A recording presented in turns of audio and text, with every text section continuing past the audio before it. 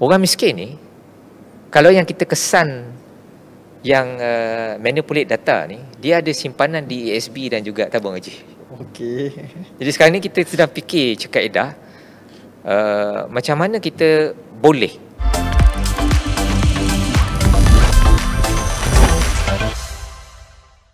dia perlu lihat daripada dua angle.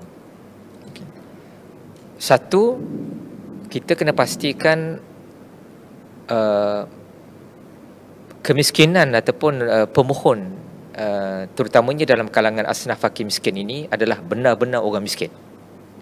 Jadi sebab itu sekarang ini proses untuk memastikan hanya mereka yang benar-benar layak mohon bantuan, MyDam telah mula menjalinkan kerjasama dengan beberapa agensi untuk memastikan data tu benar-benar data yang tepat. Jadi kerjasama yang kita buat sekarang ni, kita telah pun adakan beberapa perbincangan awal lah dengan pihak ESNB, dengan pihak tabung haji, kerana kita yakin bahawa orang miskin ni, kalau yang kita kesan yang manipulate data ni, dia ada simpanan di ESB dan juga tabung haji. Okey. Jadi sekarang ni kita sedang fikir kaedah macam mana kita boleh. Sekarang ini MyDam telah menggunakan pendekatan yang lebih baru. Kalau dulu, bila kita buat pemutihan, kita banyak bertanyakan kepada asnaf fakir miskin. Adakah tuan ada simpanan? Adakah tuan ada aset yang dikategorikan sebagai tanah, harta alih lah. Harta alih ataupun tidak alih. Harta tidak alih seperti tanah, harta alih seperti kereta dan sebagainya.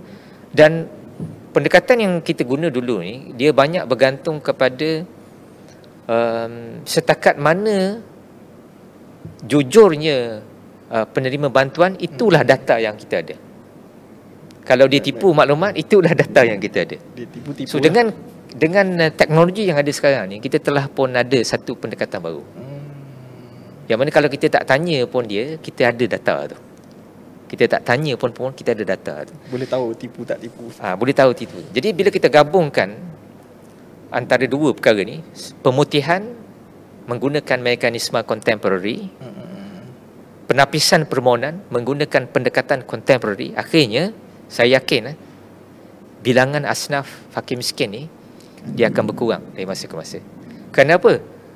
Kerana kita tak dapat nak menolak realiti bahawa bilangan asnaf fakir dan miskin yang ada ini segelintirnya adalah mereka yang tidak layak ada dalam sistem.